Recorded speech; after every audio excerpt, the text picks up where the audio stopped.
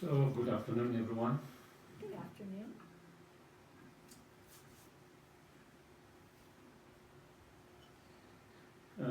Again, welcome. I think we'll start with a short mindful breathing exercise. Watching the breath mindfully for a few moments.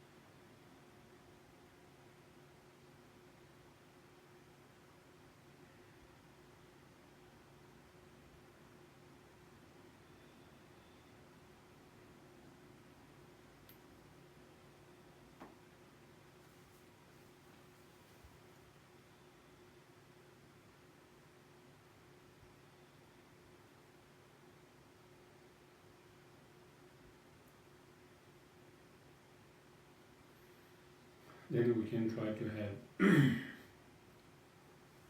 that motivation, thinking the purpose of my life is not only just to be concerned with just myself,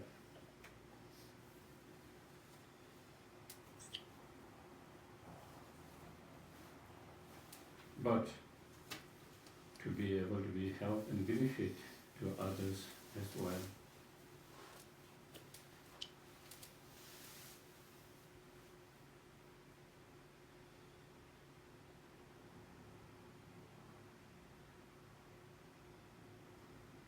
And there are so many different ways that we can be helpful, beneficial to others.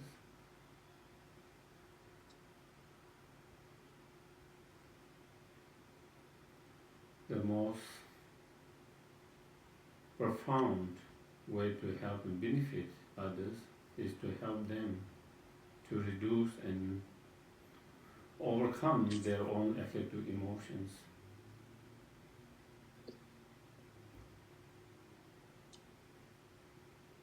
which are the root of problem and the suffering.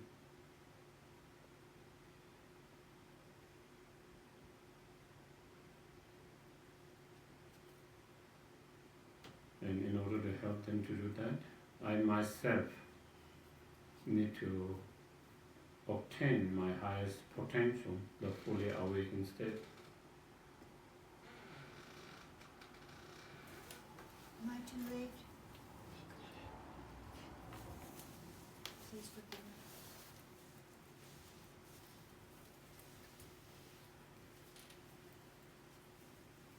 me. And I'm going to try all my best to obtain that fully awakened state.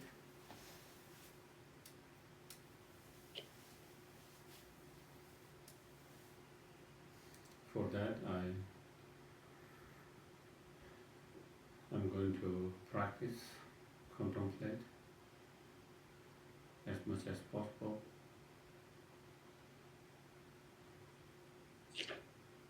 and continue to study.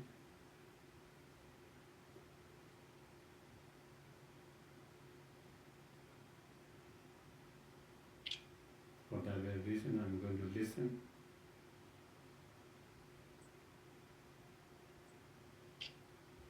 And I will try to implement and integrate as much as possible in my everyday life, whatever I find helpful and beneficial.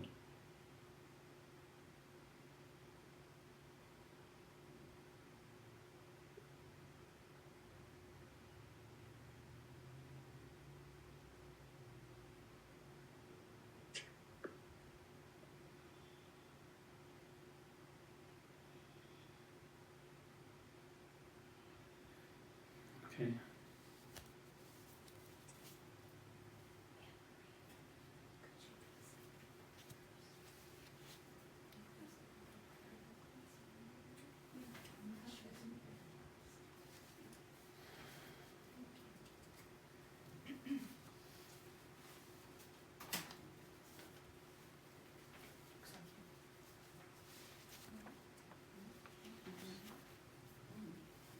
For our opening prayers, we'll start with praise to Shakyamuni Buddha.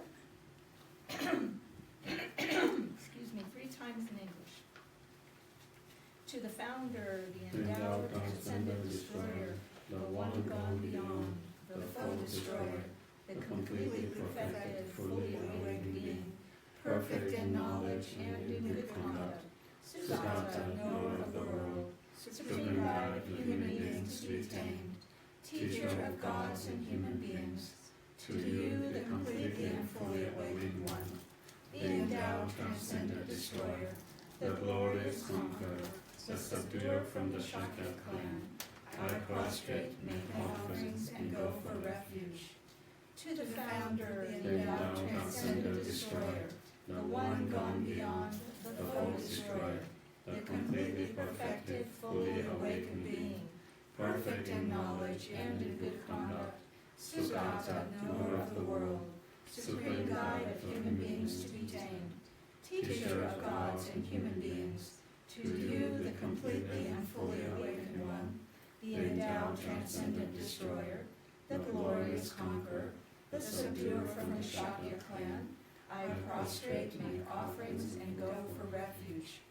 To the founder, the endowed, transcendent destroyer, the one gone beyond, the foe destroyer, the completely perfected, fully awakened being, perfect in knowledge and in good conduct, Sugata, knower of the world, supreme guide of human beings to be tamed, teacher of gods and human beings, to you, the completely and fully awakened one, the endowed, transcendent destroyer, the glorious conqueror, the subduer from the Shakya clan, I prostrate, make offerings, and go for refuge.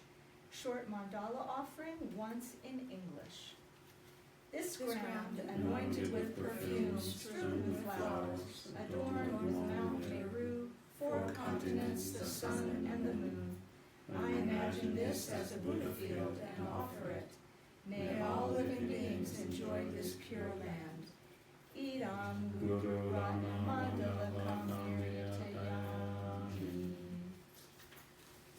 On the next page, we'll do refuge and bodhicitta, once in English, twice in Tibetan. I go for refuge until I am enlightened, to the Buddha, the Dharma, and the Supreme Assembly. By the merits I create through listening to the Dharma, may I become a Buddha in order to benefit all sentient beings. Sangye chodam soti chonam la, janchu bardu dagni kyab suchi, daji chernyer gize sonamgi, drola pinchir sangye drupar sho. Sangye chodam soti chonam la, janchu bardu dagni kyab suchi, Dagi Chönyen Gipe Sonamgi, Drola Pinchir Sangye Drupar Sho.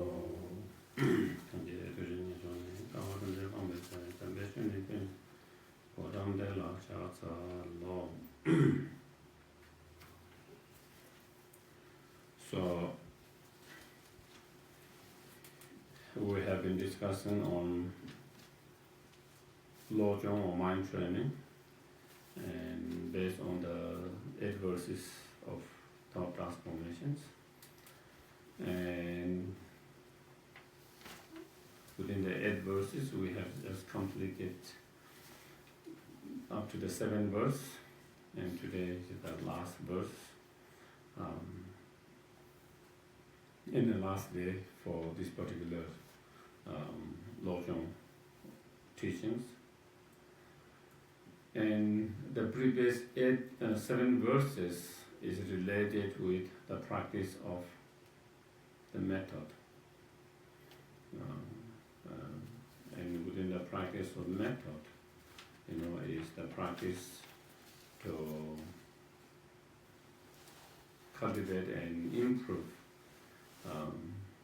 the mind of loving kindness, compassion, bodhicitta mind, the practice of, generosity, the practice of moral discipline, patience, joyous effort, practice of meditative concentrations. So they all fall into the practice of method, and especially, within all the different practice that fall into the category of that practice of method.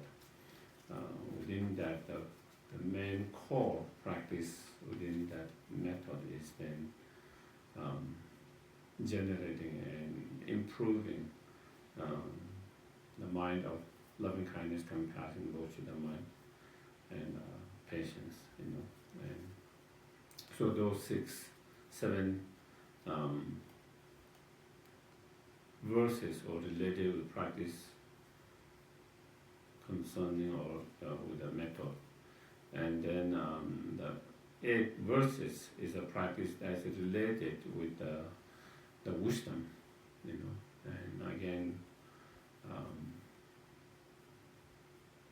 and as I mentioned at the very beginning, all the Buddha's teaching and practice can be contents within the practice of method or the teaching of method, and then the teaching and practice related with the wisdom.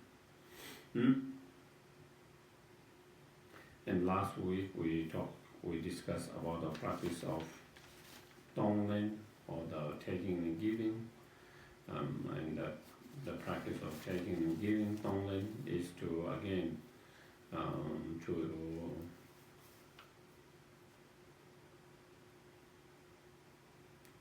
a meditation method, or to improve, loving kindness, compassion, through the practice of taking the suffering and cause of suffering of others on oneself.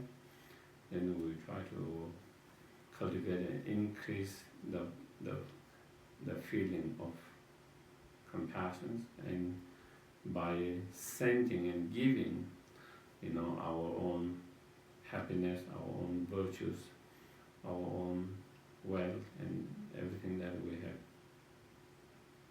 whatever positive quality that we have to share and to give, by sending and giving that, then we try to improve the mind of loving kindness, the mind that wish to see others happy.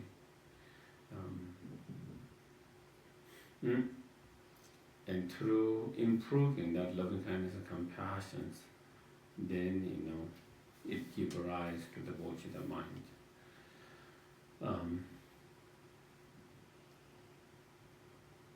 And also we talk about also the practice of Lojong is about also meditation practice to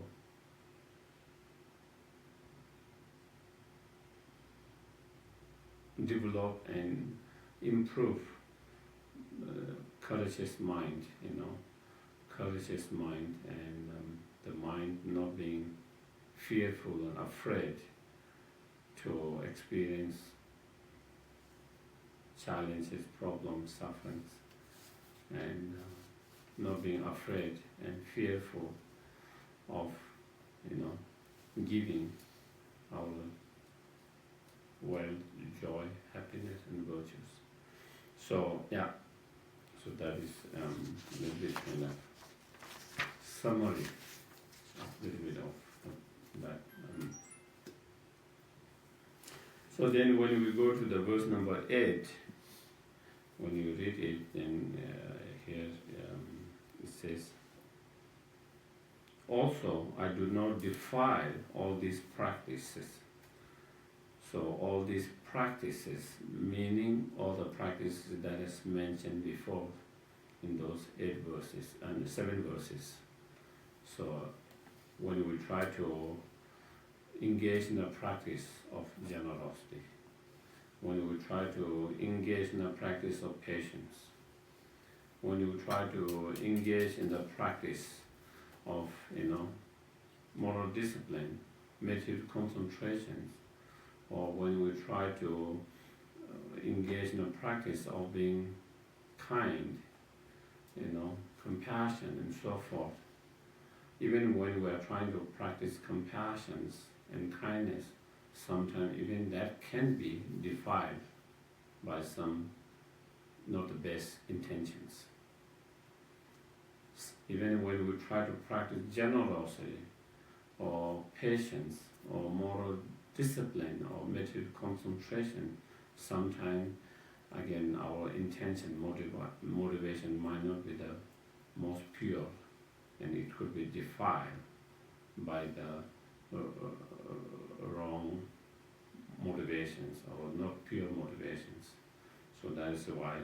So whenever we engage in any of those practice of method, as I mentioned, any other practice, that meaning that we make sure that we do not defile those practices and defile or polluted or contaminated by what? Polluted, defiled, contaminated by with a stain of superstitious of worldly concerns. And so that means that we make sure that our practice is not contaminated or defiled or polluted by those not pure or impure motivations of worldly concerns. If it is motivated by one of the worldly concerns, then the practice that we are trying to do not become as pure as it should be.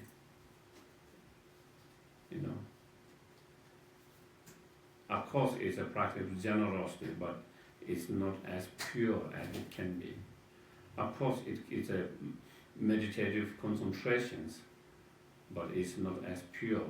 And because why it's not so pure? Because it has been contaminated by that kind of, not the pure motivations.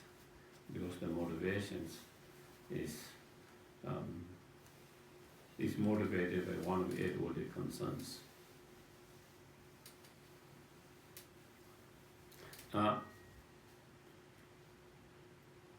And when we talk about 8 worldly concerns, sometimes it is called 8 worldly concerns, sometimes you can also they use 8 worldly dharmas as well.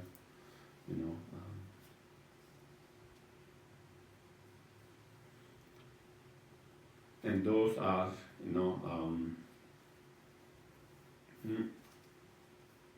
being attached to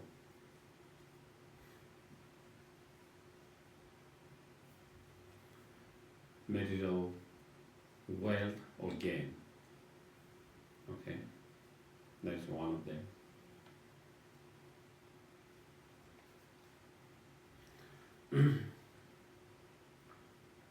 When you have a strong attachment or strong craving or attachment towards material wealth and gain, then what happens is that when we don't gain those material wealth, or when we lose those material wealth, then you become very disturbed side, and then aversions arises towards losing the material wealth. Aversions, dislike towards losing whatever material wealth you have. Why do you have aversion towards that? The opposite of material gain. Why do we have that kind of strong aversions, dislike towards losing them? Because we are very attached to them. If you don't have strong attachment, you will have less aversion and less dislike for losing them.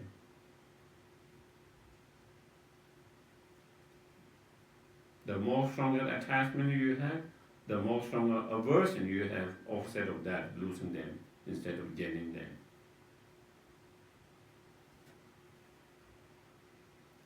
And we experience pain and suffering because of either attachment or aversions.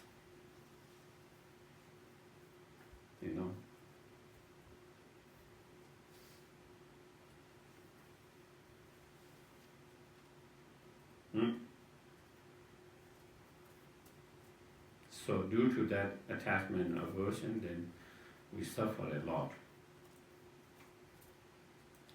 So that is a two.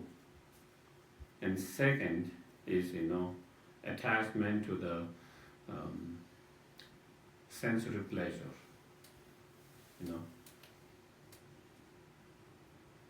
Sensory pleasure.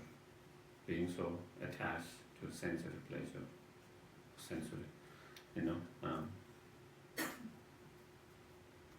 Which means being attached to see beautiful physical forms, shape, color, whatever, object of our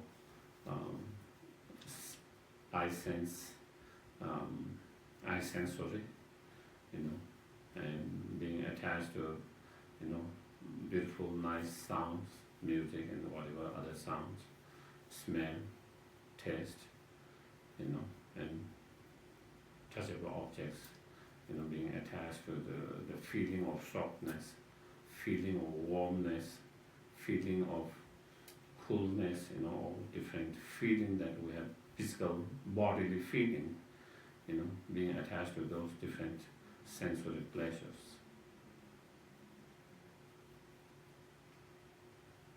And because we have attachment, that sensory pleasure, the opposite is then we have aversion to that, sensory non-pleasure, non-pleasure.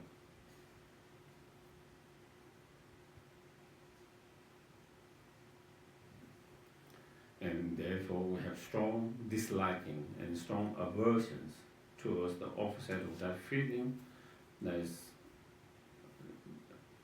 unpleasure, or I don't know whether can you say displeasure, maybe not. Yeah, displeasure, yeah, displeasure,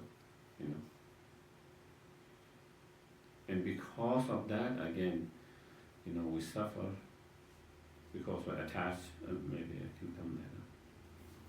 And then, so those are 4 sets, okay? Material gain and loss, sensory pleasure and displeasure.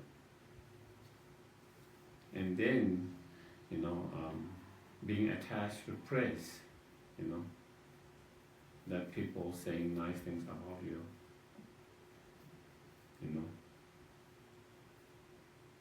people saying nice things about you, talking nice about you, saying good things about you. So, being attached to that, then we have aversion and dislike to the opposite of the criticism. We have aversion and dislike to criticism. We don't want to hear criticism, any criticism.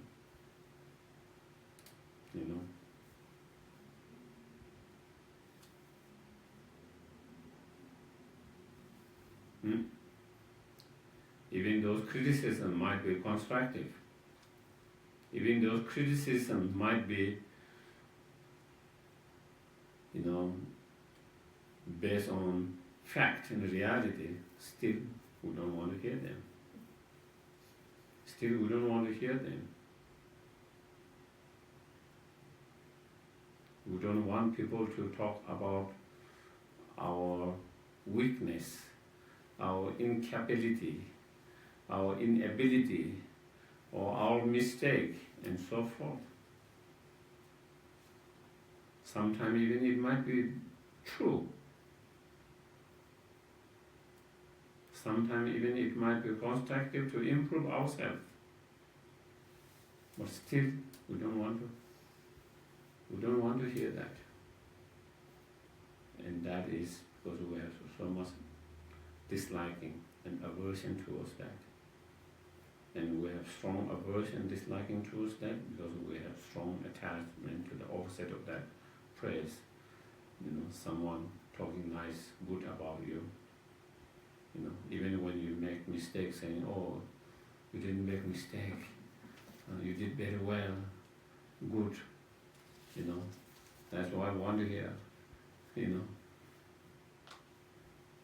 when I'm doing our job not so well, we don't want to hear you are not doing well. We want to hear, "Oh, you are doing great." So that is praise and criticism. And then, being attached to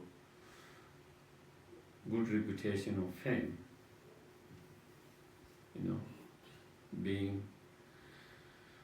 having a good reputation or fame,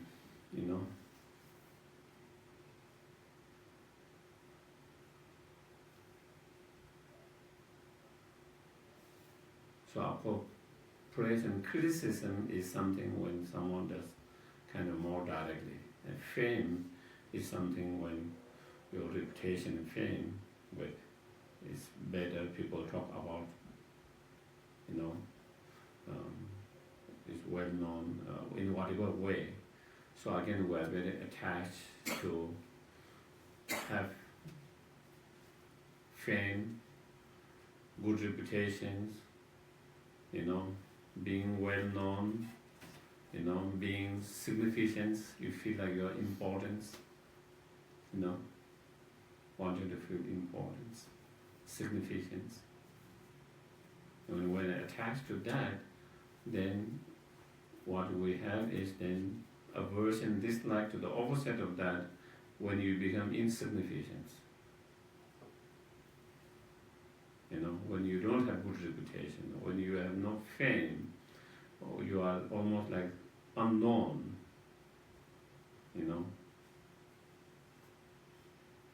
when you feel like that you are, you don't feel important or not felt important, so there is aversions towards that and dislike.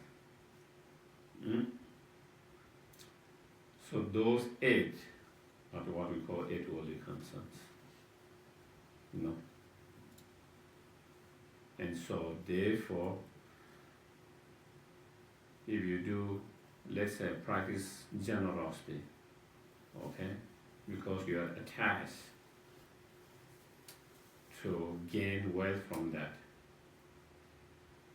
maybe by giving me that, by practicing this generosity, maybe he or she will give me back more later.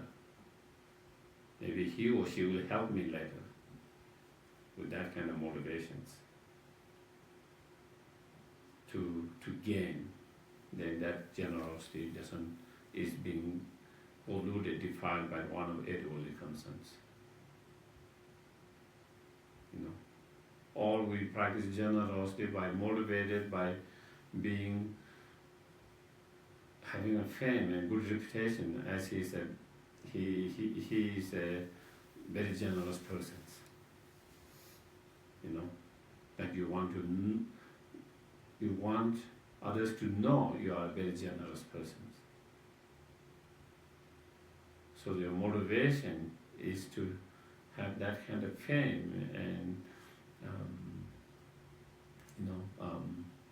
reputation, people knowing about you and your generosity. If that motivation is such, again, it is being defiled, polluted by one of those 8 holy concerns.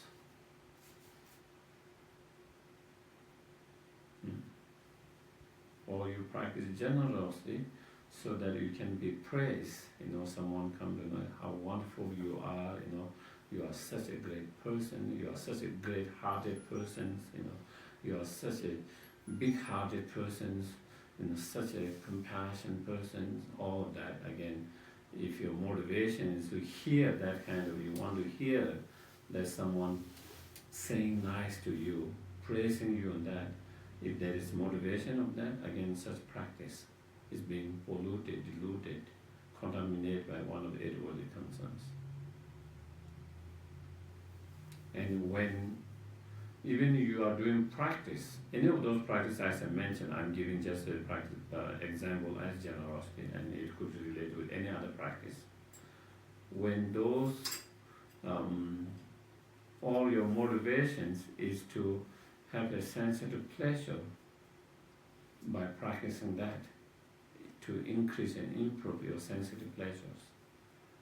So when those, when you are motivated by one of them, then your practice has been diluted by such, and then your practice does not become as pure as it should be.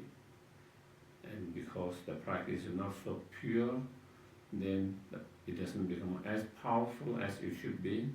It doesn't become as effective as it should be.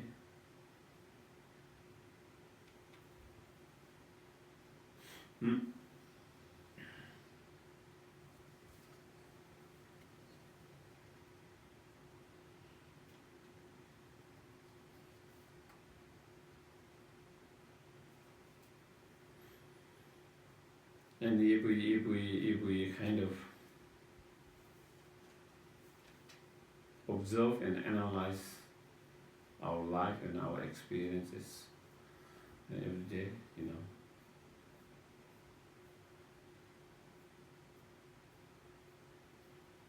we suffer emotionally, mentally because of those 8 worldly concerns. A lot of time, most of the time.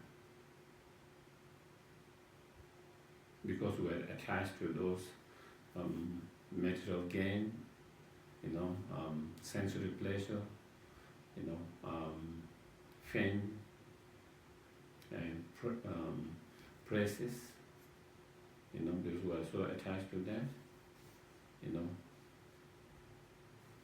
we are fear, wary of not getting them, isn't it? A lot of time we have fear of not being able to get them.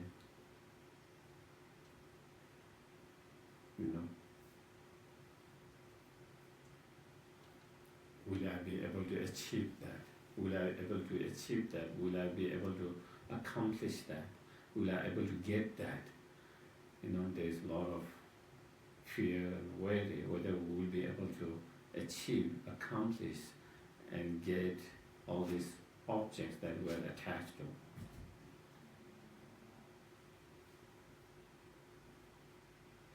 Other side, because we have aversions to the opposite of that, and dislike because of the attachment to those. Then also we have again fear and worry of encountering them that we dislike, and we have aversions. The fear of losing our wealth. Isn't it?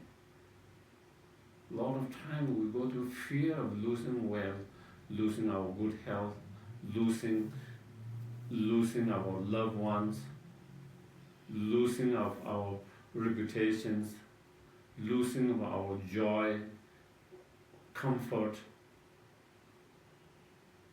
losing of, people liking us.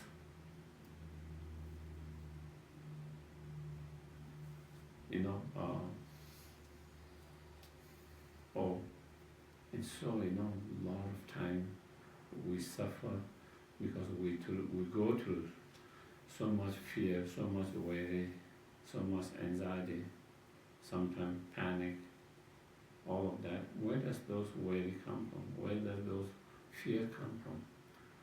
Where does those anxiety come from? If we look, then it's due to attachment to those four and aversion, dislike to the other four. And through that, that's how we suffer a lot, you know.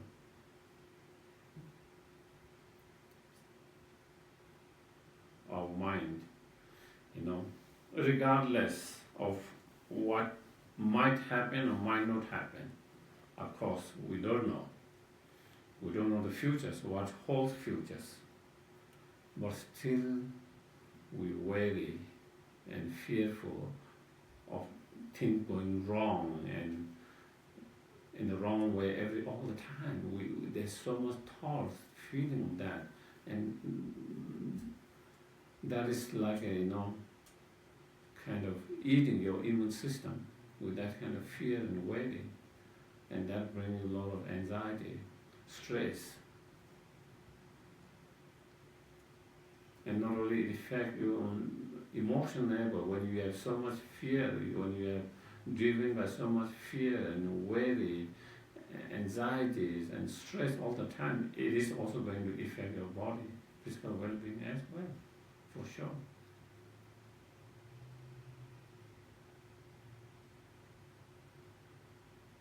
In the root of that, the root of all this is, again, the eight-worldly concern. The eight-worldly concern is so clear. Eight-worldly concern is so permeated or in our life, so, it's involved so all the time.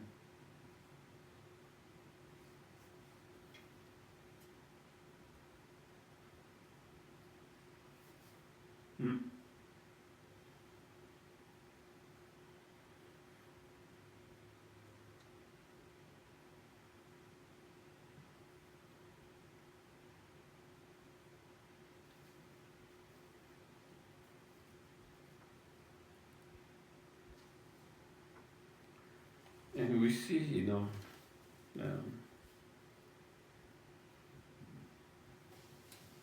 this country, I guess maybe all the countries, but especially I think in these countries, people are driven by so much fear. So much fear. And the politicians know that, they play that. All the politicians know, they just have to, what you call, the right word, and they know there's that fear in people's, and so what was the right word there's a word,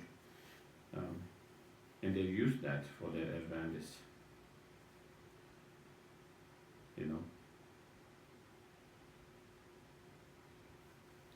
And sometimes I wonder why people have so much fear,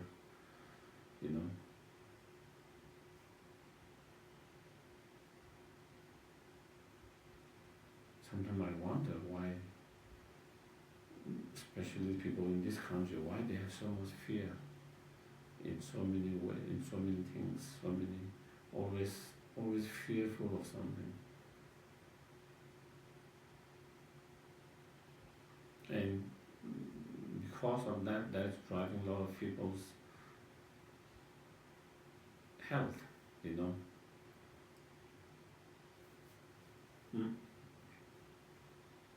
That affecting people's health and the capacity to be more positive sometimes.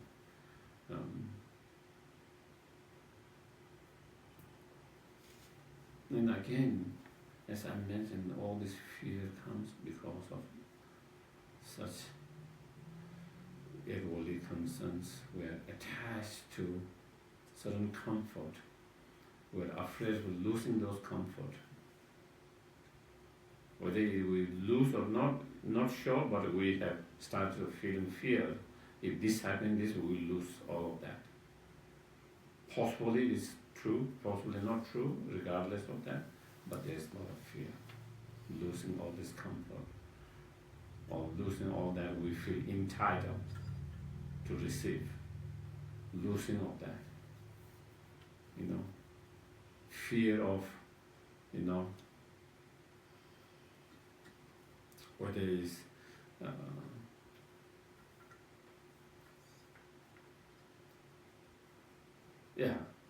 different things,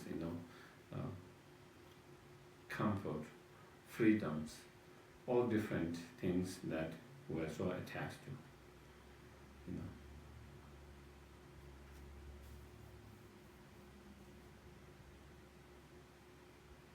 Does that mean if we don't have attachment, then that we will let whatever happen? It's not true. You do not, even you don't have strong fear, still you can fight for freedoms. You can still fight for whatever's right. To have a better world, more peaceful, more harmony, more better world. It can be driven by fear, or it can be driven by non-fear. And healthy is that's driven by not a fear. It's not driven by a fear that comes to certain attachments.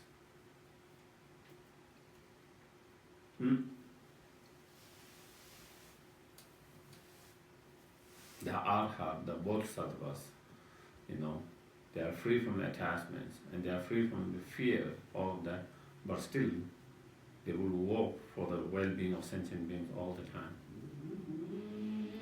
So this idea that you need to be fearful to be able to improve and work for the well-being of yourself or all sentient beings is totally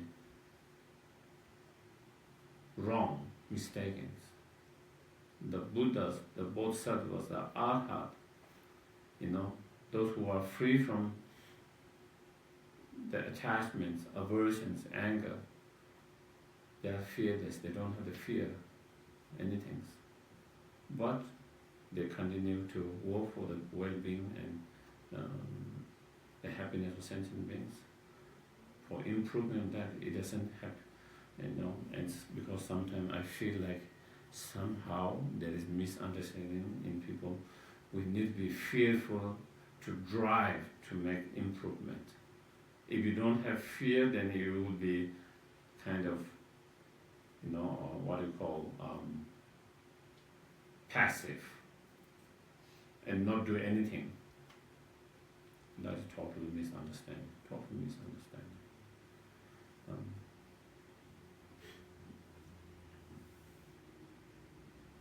So then how can we overcome the eight worldly concerns? Of course there are many different meditation practices.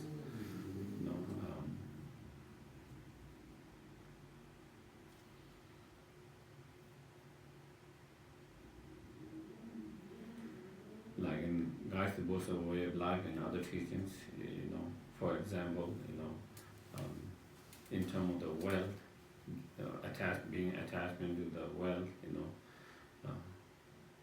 we get attached to the wealth because we only focus on the benefit it brings. But not only it brings good things or benefit, it also brings a lot of bad things. It's not, there's pro and con in everything. So you have to think the negative side that it brings. If you focus and meditate on the negative side that it brings, not just the positive things, comfort that it could bring, if you see because of that such wealth, maybe it could bring you more fear, more worry. The bigger, the more you have, the more fear of losing them. Smaller, less you have less fear of losing them. It brings more fear, more worry. The more you have, you become more busy to take care of them. More stress, more busy. The more you have, the more people are jealousy with you. The more people are trying to steal from you. you know. And the more you have, the more you make. A lot of time when we try to increase that, you know, sometimes it is really hard to increase or create more or accumulate more without engaging a little bit of some kind of non-virtues. So there's more increase of creating more negative karma in that, you know.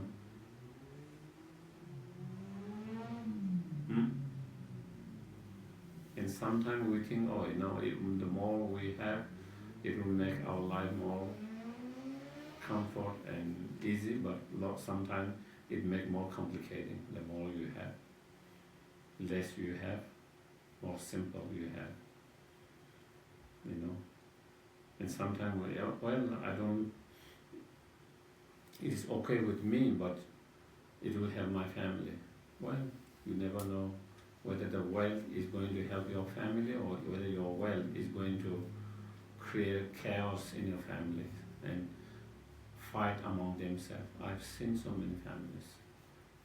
When someone dies, and then the children or family fight over the will, things left over. Before that, they had a good relationship among the siblings. And after that, the siblings start to fight against them. And they have very, very bad relationship.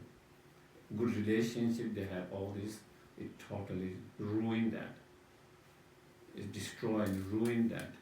And sometimes they never, in their whole life, they are unable to, you know, reconcile that. The rest of their life, they're all. What made that? It didn't help the families. It didn't help your children. It actually ruined them. So therefore, it is not necessary and for sure that having more will improve your life and better also your family. So the more you reflect, contemplate on not just the positive side that it could have, but also negative side it could have, then you will be less attached to it. You know, less attached to it. And on the other way, the opposite of that, not having a wealth or not much wealth or losing the wealth, we have strong aversion, dislike because we think that is going to be bad. But again, we try to meditate, contemplate, because also not having much or very little, not making much, sometimes that can be the best thing. And again, trying to meditate on the positive side of having less or not having much. All the positive benefit, good things. You know, when you have less to worry, less to be fearful, you have less enemy, because there is less jealousy. There's less people trying to take advantage of your wealth and yourself. There's less of all of that, relatively. So you have less fear, worry, all of that. You know, you don't have to create so much negative karma in that. You know, you don't have to spend so much time just trying to keep, you know,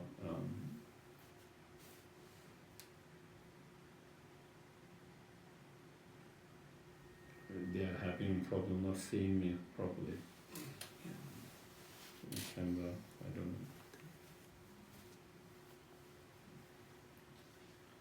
know. Okay.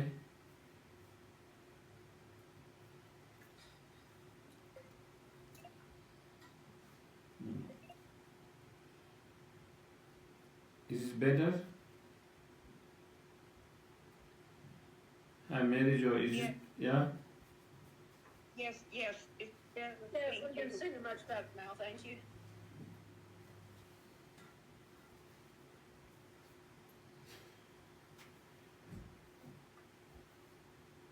Okay.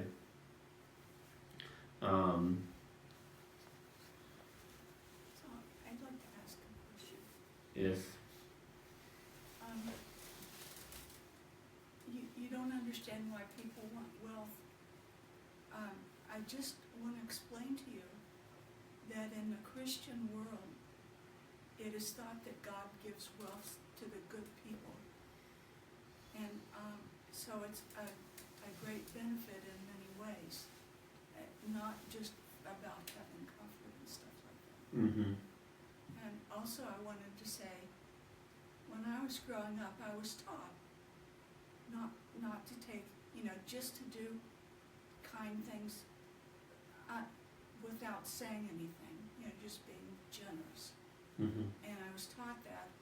And not too long ago, I was in a group that met every week. And I would bring things and I'd put them in the refrigerator every week.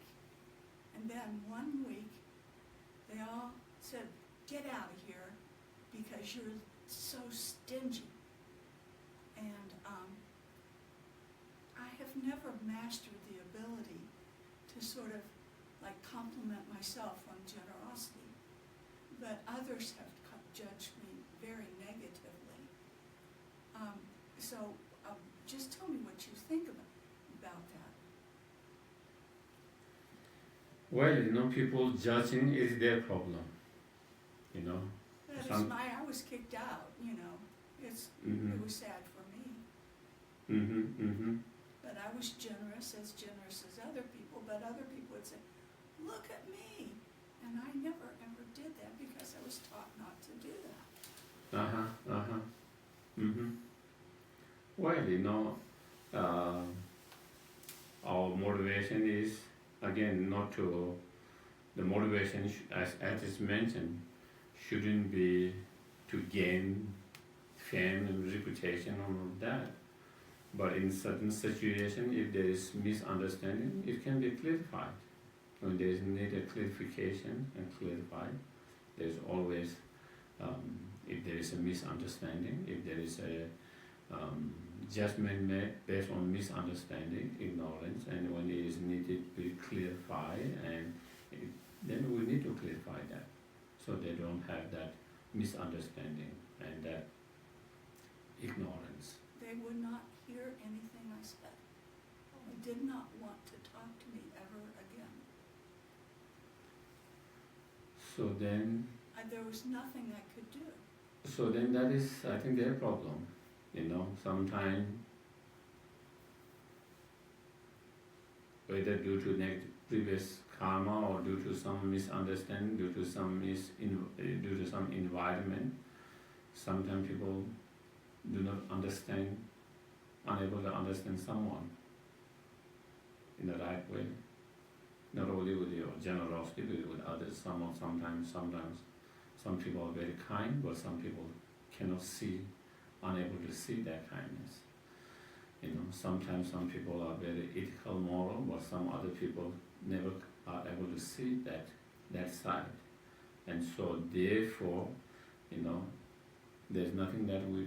All I'm trying to say is those people who would, speak of how great they are, get a lot of benefits from that. Uh-huh. And so when you say, these are illusions and don't fall for it, but in our society, the people who talk and brag the most are the most admired. Yes. And that is why the society is going in wrong directions. And that is why they need to be changed. That is why Dharma is needed. Because we are going in wrong directions. And,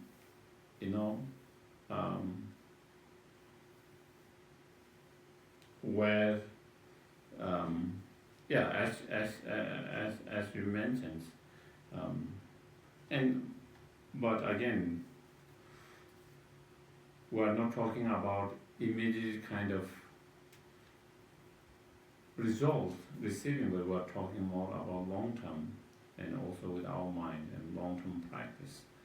In this such bragging and all of that, they can get a benefit short term, but in long term,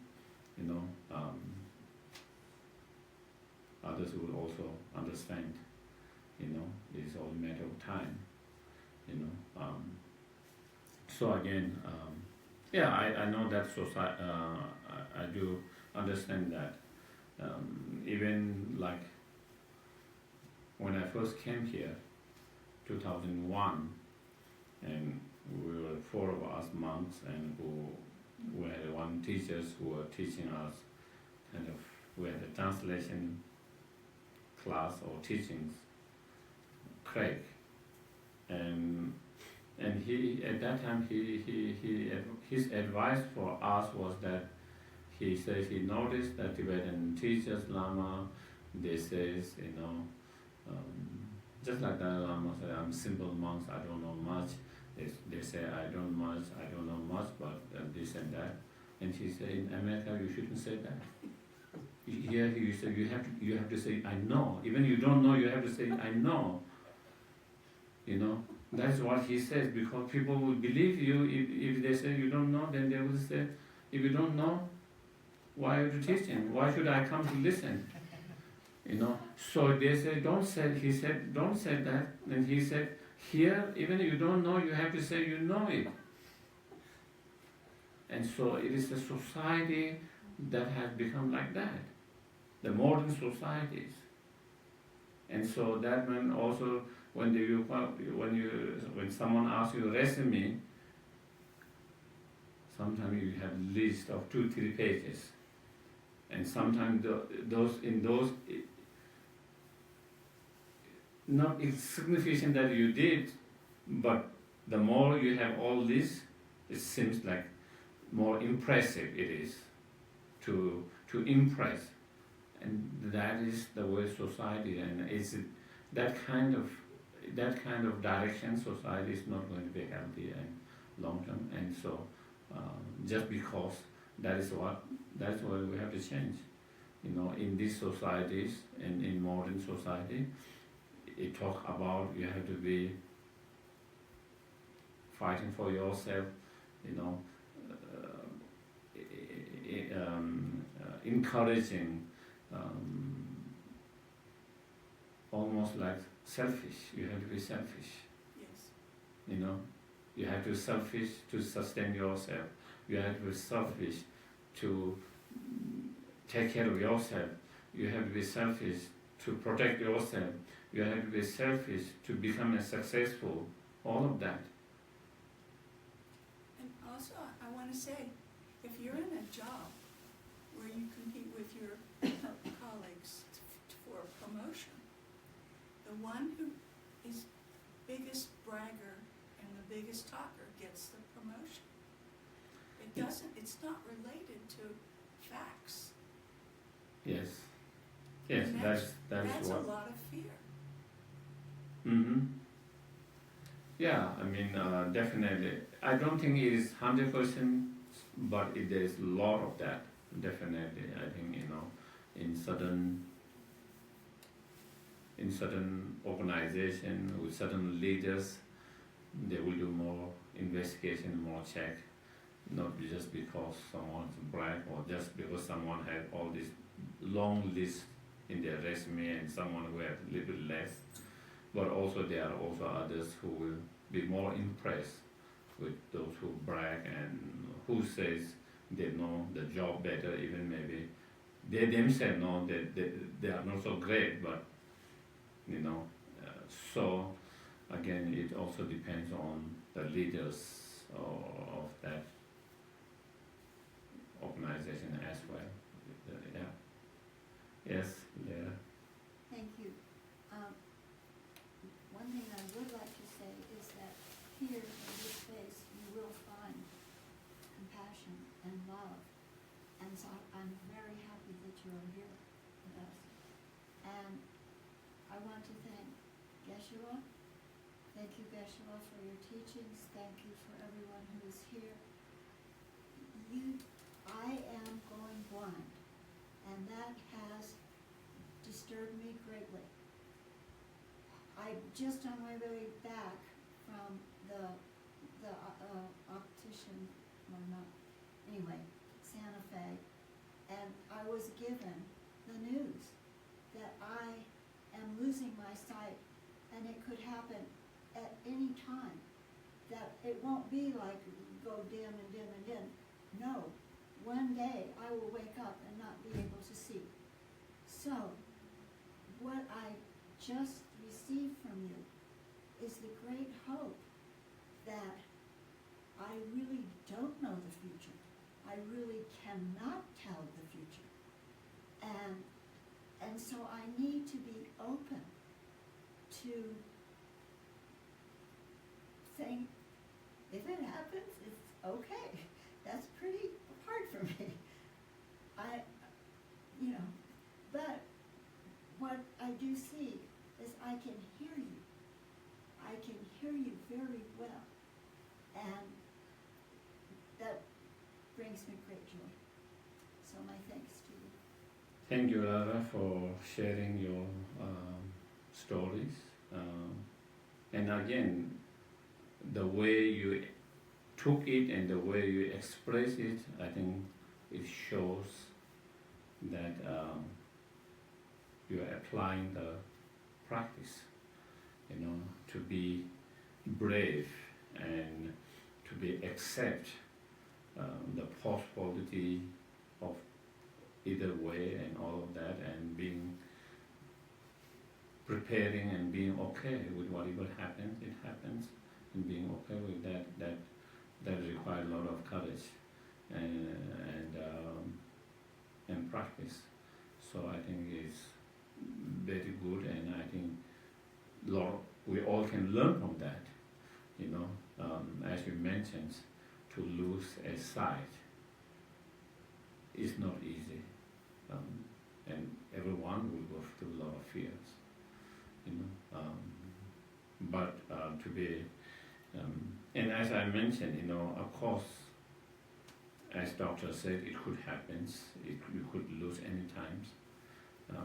But again, if I ask doctors, most of people, they could have had attack any time. It's a lot of people with their obesities or blood pressures and high blood pressure and all. Anything they could have any kind of stroke, heart attack any times. But there is possibility it could happen or it might not happen. Right. Someone can live, even with that condition, they could live 100 years, they could live only 80 years, they could live only 50 years, 34. So, there is that possibility of that. But just as you said, we just have to open our mind and not overthink it and worry too much of that future that we don't know is possible, that could happen in today, next week, next month, next year, or if 10 years, 20 years, we don't know. Even the doctor doesn't know. Even they don't know. There is possibility of that. And so I think a lot of time we overthink it, and that all by overthinking all the possibility, all the bad things, negative that could happen, consequences of that, and that create more fear, more worry, and it doesn't help. It doesn't solve the problem. It only create more stress, more fear, more suffering. And so therefore, as you mentioned, is to keep our mind open. As you said, we don't know. It could, it might not. And if it does happen, willing to accept that reality, and learning to be appreciative, as you just mentioned, grateful, at least you can hear it. Even one cannot see it, at least you can hear it, and being grateful for that. And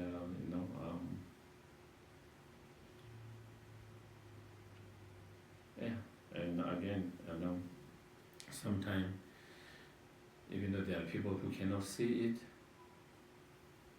but who does a lot of things and who are happy in their life, and we have eyesight we can see it, but we have more fear. Where some people will do less than what people who cannot see it, and so it doesn't take away all our capacity or ability to a lot of things, you know. Especially when it comes to practice, there are so many ways we can do practice, even when we cannot see it.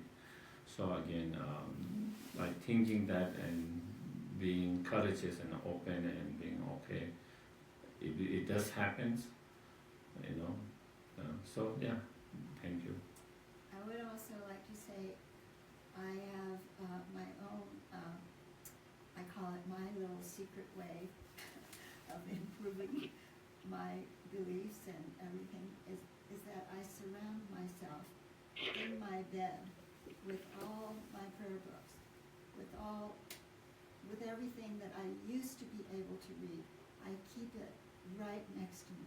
Mm-hmm. So I'm hoping that that's sort of like developing a sense of being okay. Mm-hmm. And also some of the prayer that you enjoy doing it or you like doing, also you can record yourself, you know, and if you need to listen to it, Oh, you know, that could be another way. yeah. In case in the future, if you cannot read it and you like to do that practice, and so then you record with your own voice or someone's voice, and then you can listen and you can follow them and do the practice, you know. So that is another kind of option that you can actually have, so that even if, as you mentioned, we say even though we don't know what happened, but even in case the possibility something happened, even then you don't lose your ability to practice the prayer or other practice that you have from other sources to be able to continue and do that. So Yeah. wonderful. Thank you so very much. Yes, then. Also, the library has a program for people who are hard of seeing, have a hard time seeing, and it's basically all the books they have on tape, and it's a special kind of tape recorder that for people who are blind, Right. and it's all free. Oh, very cool. And I am learning how to use the tapping stick, is what I call it. I am learning that, Mm-hmm. and Maybe next time, maybe we might need some to pass, because maybe they might not be hearing, except mine one, cautions and everything. Yes, Jana, you. I'm thinking about when you first started this teaching and you were saying that this practice is not easy. And whenever we study this, I always think of when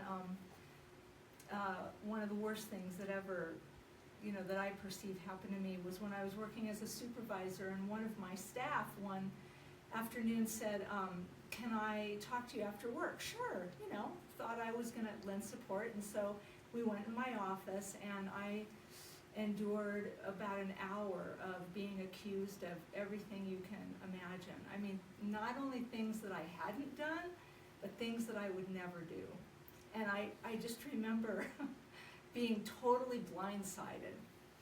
And what I thought of was this is happening, and I'm thinking, this is verse number 6. Here it is. When someone whom I have benefited and in whom I have great hopes gives me terrible harm, I regard them as my virtuous friend. And that was really that, and thinking about the 8 worldly dharmas as I was experiencing that and going, here it is. It's my aversion to all these things, my reputation, my all of the things, my aversion to criticism, all of that was happening during that episode. So I found this to be very helpful. Mm-hmm. Yeah, as we mentioned, and as you mentioned, it's not easy practice, but if we can apply it, it can make huge difference. It will make huge difference in how we respond emotionally. more than the external response, whether we respond with anger or whether we respond with more calm, understanding, and loving kindness. Regardless of physically how we respond, not respond, but most important, firstly, in such situation, how do we feel and how do we respond emotionally? And I think that is the key. And those practices can be extremely helpful whenever we are able to apply even just a little bit of it. Make much more. Yeah. So I think I was just talking about overcoming those 8 worldly concerns. So I was talking about in terms of the attachments, object of the attachment, we try to contemplate, meditate on all the possible of disadvantage and harm that it can bring. And in terms of the object of aversions, we try to contemplate and meditate all the possibility, benefit it could bring, positive things that it could bring, and that. And so through that, by contemplation, then we try to reduce the aversion and the attachments to those. And we apply that same to all other objects of attachments and objects of aversions. That is one way to do it. And then another practice to overcome here, as is mentioned, is by knowing all phenomena to be illusory. Without trusting them, I am free from the bondage. So, how can we free from the bondage of attachments? Is by seeing the objects of attachments, as like illusions, like a dream, and not believing the way it appeared to us as being so real. The more real you feel, the more attachment you feel. The less you feel real about the object, even though it appears very real to you, to our consciousness, our sense consciousness as well as mind, mental consciousness, even though the object which appears, attractive, positive, meaningful, beneficial, helpful, not only beneficial, helpful, attractive, meaningful, but they appear so real, meaningful, so real, beneficial, so real, attractive and useful, and not only so real, it is so real from objective side, from its own side. There's appearance of that, and not only there's appearance, then we perceive and believe that appearance. Based on that appearance, then next, our mind immediately perceives it's real from the objective, from its own side.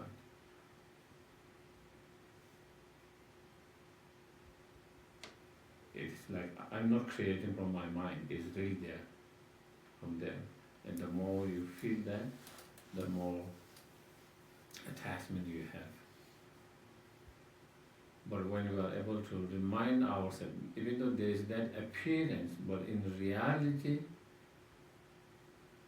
the object does not exist the way it appears to us.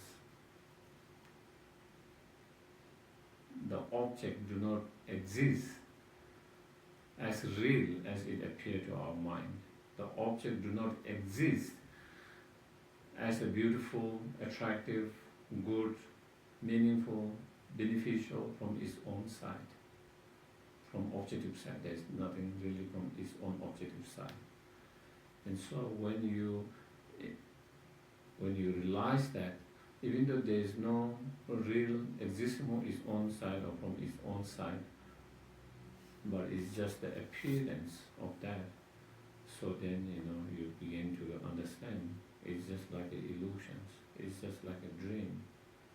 And once you know dream as a dream, you don't get attached to the object that you were attached in the dream when you didn't know it was dream. When when magicians create some kind of beautiful objects and create that kind of illusion, when you didn't know it is illusion, when you believe it was true, there's strong attachment. But once you understand it was just a trick, it was just a magician creating some kind of trick. Once you know it's a trick, not real, you don't have a strong attachment. And if you don't have strong attachment to those four, then you don't, as I mentioned at the beginning, you don't have strong aversion to the opposite of those four too. So then you can, through overcoming those attachments, then you can overcome the aversions towards them, the opposite of that. And through that, then we can free from the attachment and aversions. And through that, by overcoming the attachment and aversions, then we overcome all the fears, worry, anxieties, as well as all the delusions, attachment, anger, and all other delusions. So with that, then we can, overcome the 8 worldly concerns, all the attachments, and all the aversions, and all other delusions, ignorance, and all other delusions, and then we can find total freedom from the delusion and the suffering that come through because of those delusions. So,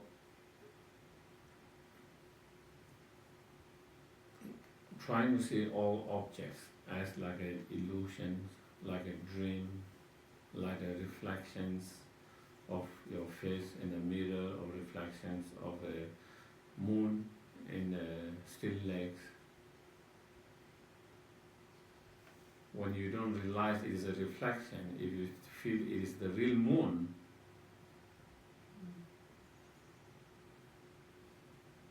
there is a story of a rabbit. Rabbit came to the lake to drink the water, and then it was full moon, and there is a very clear reflection of the moon inside the lake. The rabbit thought the moon is in the lake, thought the moon has fallen down, So, of course, I don't think it's true story, but it is metaphor. And the rabbit says, oh, the moon has fallen down, the world is getting upside down, we have to run.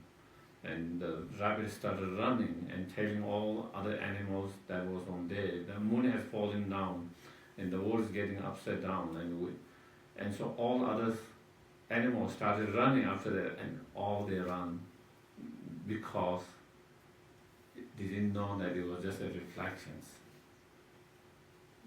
believing the appearance as being real, and that is what similar we do. In a dream, we dream of someone trying to kill you, and you're trying to protect yourself, and you're trying to kill the other persons, and there's a lot of aversion, fear in that dream, the struggles, and that. If you don't know that it's a dream, you experience all this fear, worry, anger, all of that. The moment you are aware that it's just a dream, you can let go all of that. You can let go of that. That is exactly the same. Everything that we experience in the world, to us, it appears so real from objective side. But that appearance is just a deception. Just like the reflection of moon into the lake. Just like what we experience in the dream, that is not how true reality is. And once you understand that, is that appearance is a deception. That is not how it really exists. There's a difference between the way it really exists and the way the object appear to our mind. Then you see that appearance as a false, not really true.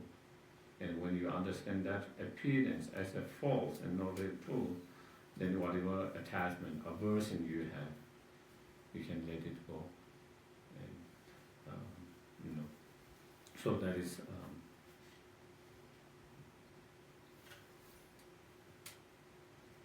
so if the thing do not exist from its own side,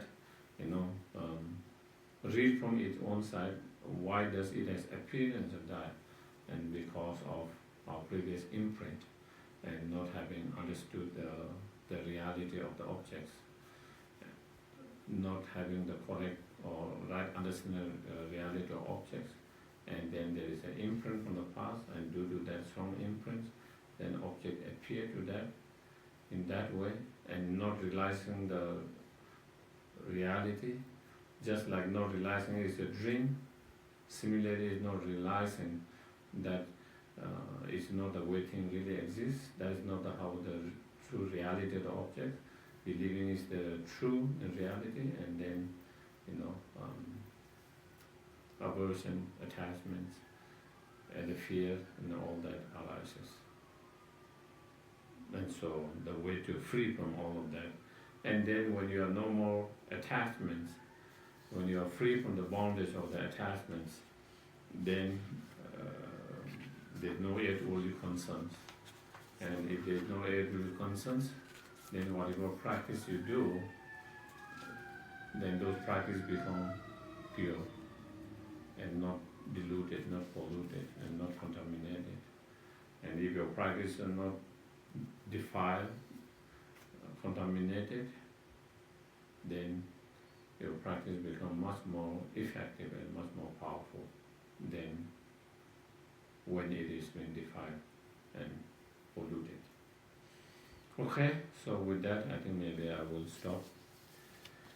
And I can take a couple, again, one questions if there is, otherwise we'll do the dedication prayer.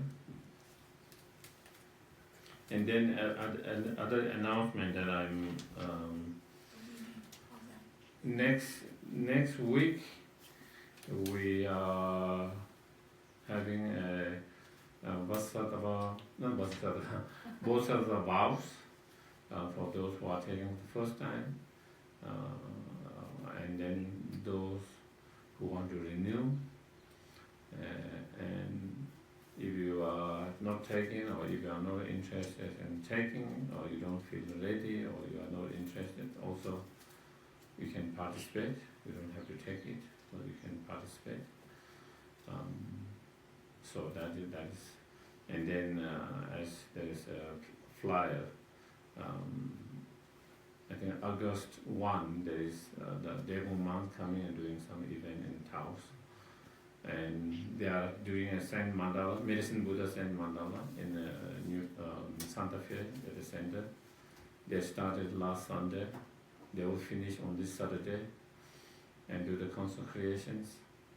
And then on Sunday, they will do the closing ceremony. So again, if anyone is interested coming to see the making of Saint Mandala, also they start 2 in the afternoon, 2 to 6. So you can come anytime between 2 to 6 until Saturday. And then Sunday, closing ceremony, I don't know, 2 to 3, 3:30. Is any of this being shown on Zoom? No, I think maybe they might have the closing ceremony on Zoom, but not the making of the, because someone has to be there all the time who know how to do and yeah. So they did the opening ceremony in the Zoom, and probably they might be able to do the closing ceremony, but not everyday creating the mandala itself. Are you participating in this? I'm participating from the distance. Yeah, so I'm not really part of the creating the mandala. I'm just there helping them what they need, being there if they need any things here and there. Yeah. Okay, then we can do the dedication. We dedicate the merit created by this wonderful teaching to all beings everywhere on every prayer list.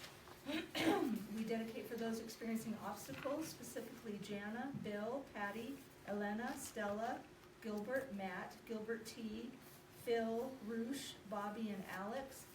We dedicate for all those experiencing illness, specifically Lisa Pacheco, John B, Jim B, Eloise, Barb, Bill, Patty, Gilbert, Joseph Batista, Daniel De Maria, Yolanda, Tim, Phil M, Gilbert, Rolf, Jen and Ted, Yeshi the dog, Mary Jo, Lyra, Joseph, and Alex. And we also dedicate for those who are dying or who have died in the last 49 days. Melissa Saiz, Jeanette Alcon, Bill G, Marianne Handrick, Two Birds, David, Elsa, Louie, Suzanne, Igor, Robert Kunzel, Carol Jackson, Dog in Arroyo, Carol, Patty Ann, Joanna M, Pack Rat, Ants and Mosquitoes, Ilsa, Jeffrey Hopkins, Robert, and the mice. And does anybody have anybody else to add? Then we'll do our dedication prayers. General dedication prayer once in Tibetan.